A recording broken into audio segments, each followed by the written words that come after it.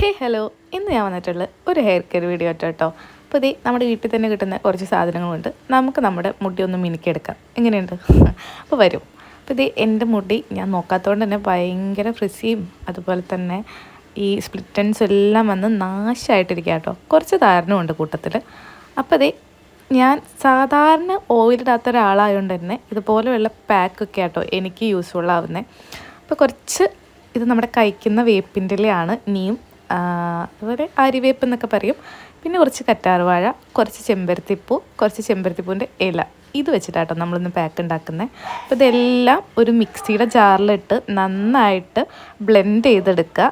ഇത് നമ്മുടെ ഹെയറിൽ നന്നായിട്ട് തേച്ച് പിടിപ്പിക്കാം. എന്നിട്ട് ഒരു 30 മിനിറ്റ് കഴിഞ്ഞിട്ട് വാഷ് ചെയ്ത് കളയുക. ഇതാട്ടോ നമ്മുടെ പാക്ക് എങ്ങനെ യൂസ് ചെയ്യേണ്ടതെന്നൊക്കെ ഉള്ളൊരു ഡീറ്റെയിൽസ് എന്ന് പറയുന്നത് കേട്ടോ. അപ്പോൾ എങ്ങനെയാണ്? സിമ്പിളല്ലേ? ഒരു 5 വയസ്സ് നമുക്ക് ചിലവുമില്ല. നമുക്ക് അത്യാവശ്യം നമ്മുടെ ഹെയർ ഒന്ന് കെയറും ചെയ്യാം. വേണമെങ്കിൽ ഒരു ഒണിയനും ചേർക്കാം കേട്ടോ. അപ്പോൾ ഇതൊരു വീക്ക്ലി വൺസ് ഇടുമ്പോൾ നല്ല റിസൾട്ട് കിട്ടും കേട്ടോ. ഇതൊക്കെ ഞാൻ ഒരു 5-6 വട്ടം പരീക്ഷിച്ചുള്ള കാര്യങ്ങളാണ് ഞാൻ നിങ്ങൾക്ക് ഷെയർ ചെയ്യുന്നത് കേട്ടോ.